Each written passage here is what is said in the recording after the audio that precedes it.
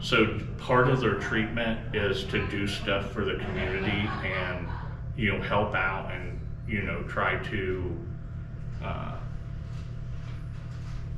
teach them a better way of things to do, to give back to the community. So they saw us on Facebook and saw the need, and they was like, wow, how can you turn down something like this? You can make a huge impact to thousands of families out there. So they came out and they've been huge in helping me. But like I say, 2 years ago, once we found out the order was at the courts, we did it for 10 years. That's a lot of time, a lot of money. But once the court had the order, it's been deemed abandoned, appoint a receiver, then it specifically says the funds could be released to maintain the cemetery. So why am I still out there mowing? That was one. And then two, there's so much stuff that is missed within the law that if there's nobody truly advocating and looking for things like this, it just gets bypassed and nothing gets done. So I gotta research and try to find everything in the higher vice code references cemetery. So, this thing should be going to already be in the hands of Huntington Township. And there's arguments on that. There's arguments on public and private, and there's arguments on anything. It seems like all there is fight to not do something for this cemetery. That's all I get. And part of what we talked about in here today is there's two sides within the law. You operate within the limits of the law. You interpret the higher vice code. One lawyer bends it to what he wants it to be for his client. The other lawyer bends it for what they want for the state or whatever, their client. And then the judge is supposed to take which one makes the most sense and does the best within the parameters of the law.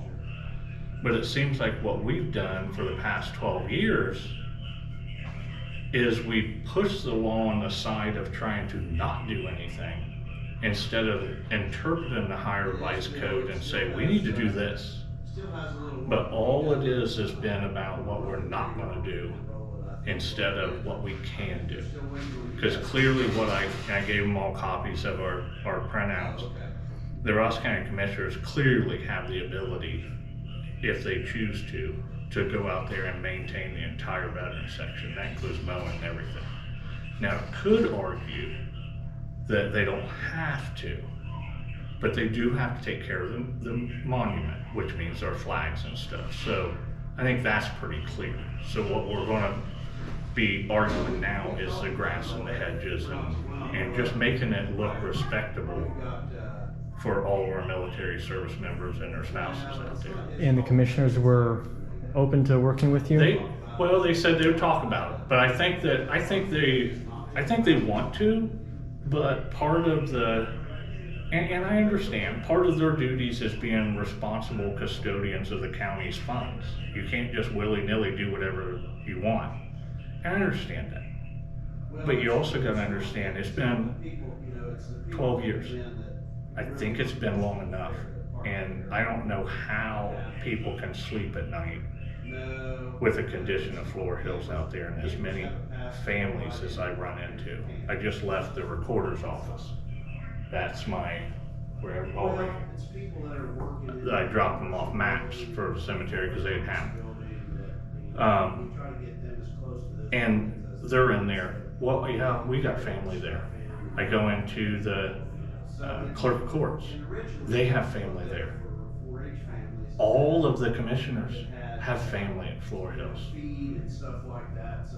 I don't understand why nothing's getting done. So when I came here in March, I came here as an individual because my mom and dad are buried there. That's what started our cleanup.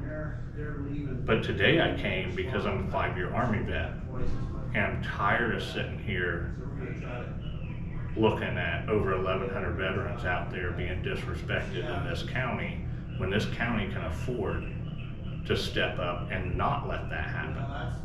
So now we got to argue, let's see where we're at. Here's the parameters of the law. Where are we going to go? Well, hopefully good news is coming. In closing, can you tell me your name and what you're doing again?